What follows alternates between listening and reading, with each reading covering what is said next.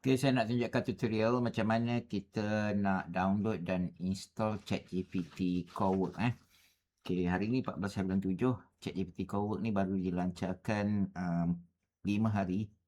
Jadi cara dia, kita pergi ke Google dan download ChatGPT Work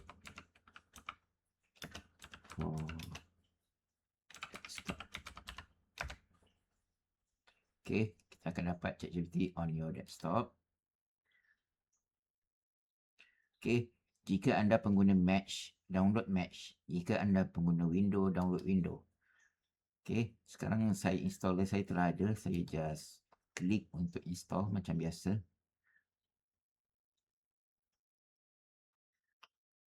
Okay, tunggu.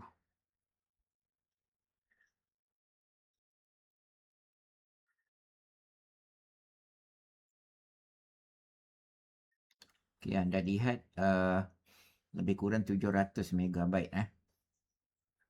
Bergantung kepada kelajuan internet. Jadi kita tunggu sampai selesai.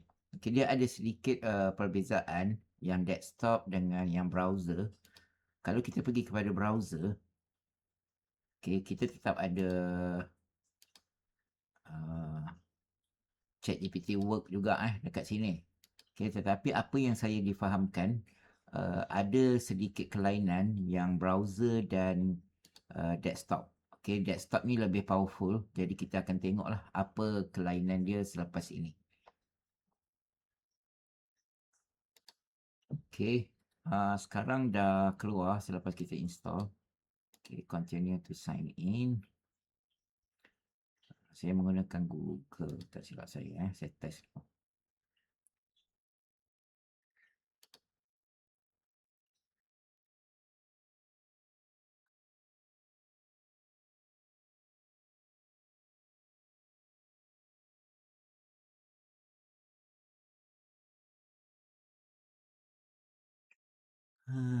Okay.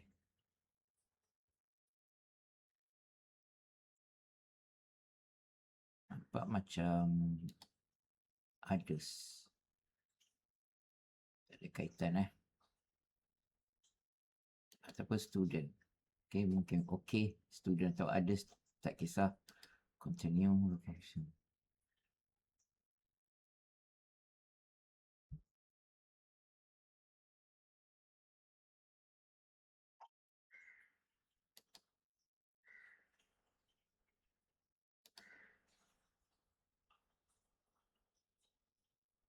Okay, skip lah.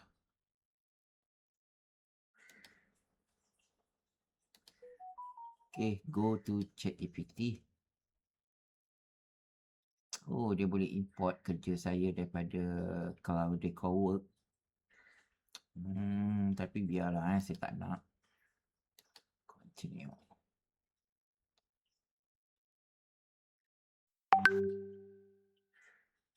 Okay, tunggu.